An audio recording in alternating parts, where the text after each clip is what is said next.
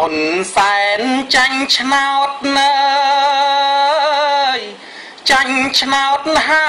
យចុះហេតុមិនដេចឡើយមិនព្រមចេញ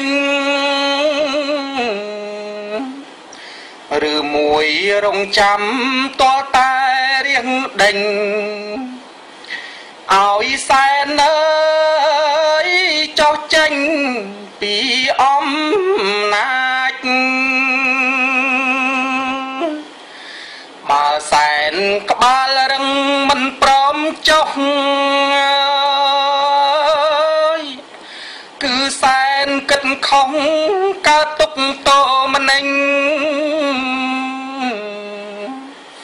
អោហ៊ុនសែនណាយគិតសាឡើងវិញសែនអត់នៅចំណេញ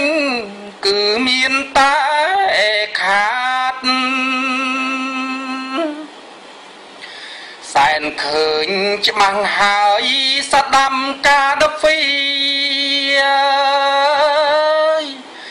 ដើរដល់នាទីជីវិតចុងក្រោយស្លាប់ទាំងវេទនាគ្មានគេ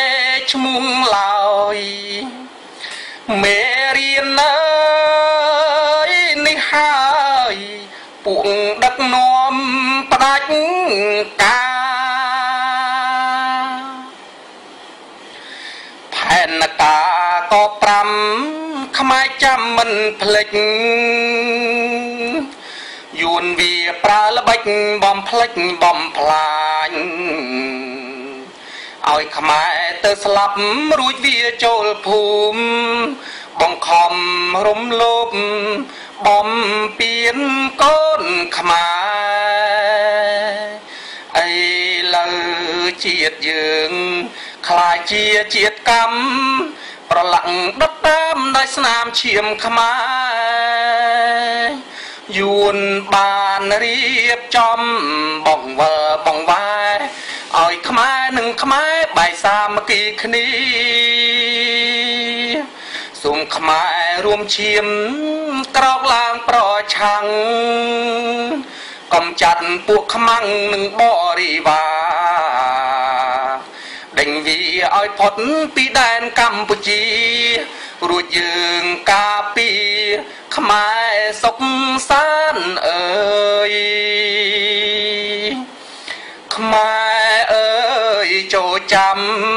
ប្រវត្តិសាវតាជាតិនិងសាសនាត្រូវយួនប្រឡ័យជាតិសាសវប្បធម៌និងប្រពៃណីខ្មែរស្ទើររលាយរលត់អស់ហើយ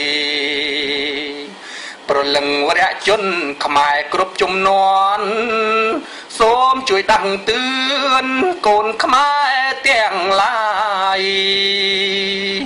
ឲ្យចេះសាមគ្គីមូលមីធ្លុងមួយរំដោះទឹកដីលុងត្រាតែបានបាទសូមអរគុណហើយយើងនឹងរួមសាមគ្គីគ្នាដើម្បីរំដោះទឹកដីយើងឲ្យចេញពីរបបជនផ្ដាច់ការបាទសូមអរគុណ